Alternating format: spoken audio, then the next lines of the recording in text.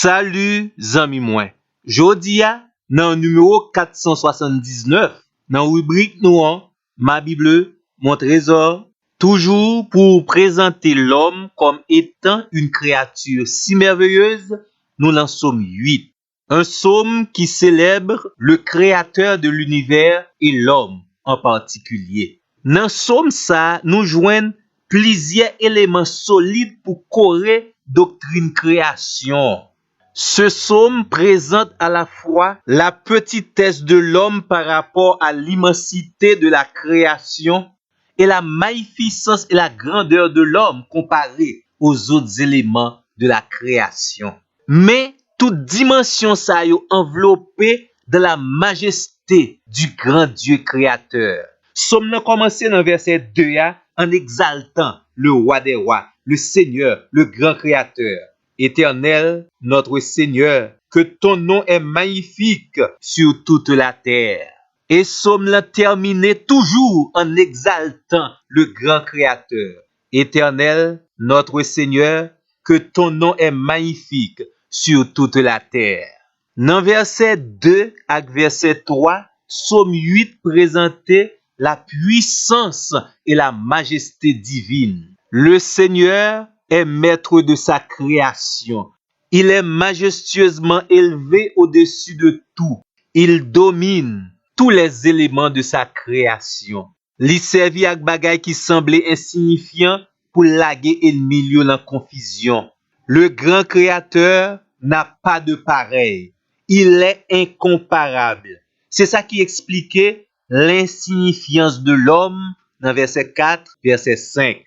Devant la grandeur de tel créateur, l'homme est petit, l'homme est poussière, l'homme est fragile, l'homme est un ombre, l'homme est un souffle, l'homme est une fleur qui se fane.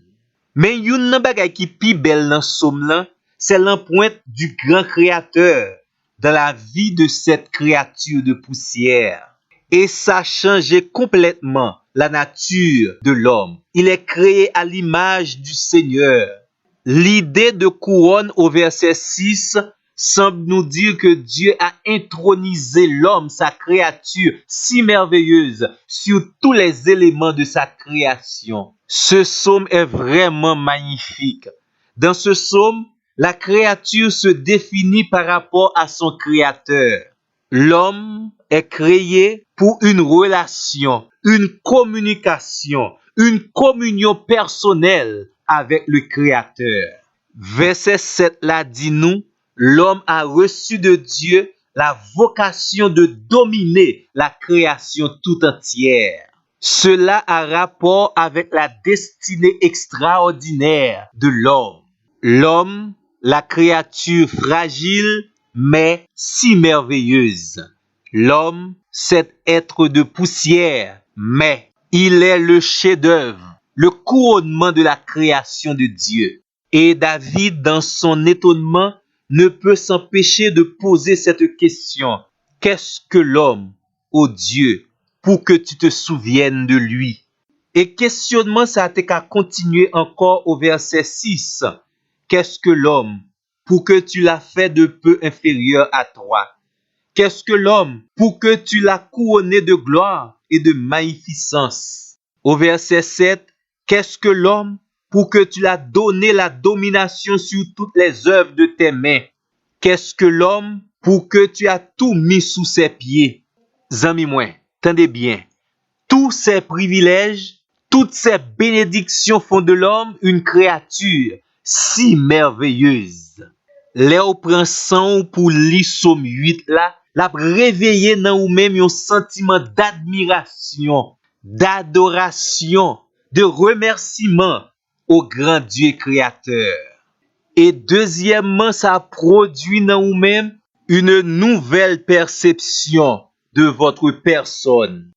La vie ou ici-bas, pas un accident. Créateur là, li gen bel projet pour la vie ou. C'est pas ti événement qui arrivé dans la vie ou yo qui définit qui moun ou yé. Mais c'est Dieu dans sa sagesse et sa toute puissance qui a préparé votre destinée, votre identité. Ou c'est un moun spécial. Ou c'est un prodige de Dieu. Ou c'est un miracle. Ou c'est une créature si merveilleuse de Dieu. Et c'est également une invitation pour continuer ou bien apprendre à vivre à la hauteur de votre création, à la hauteur du chef-d'œuvre de la création dont vous êtes. Amen.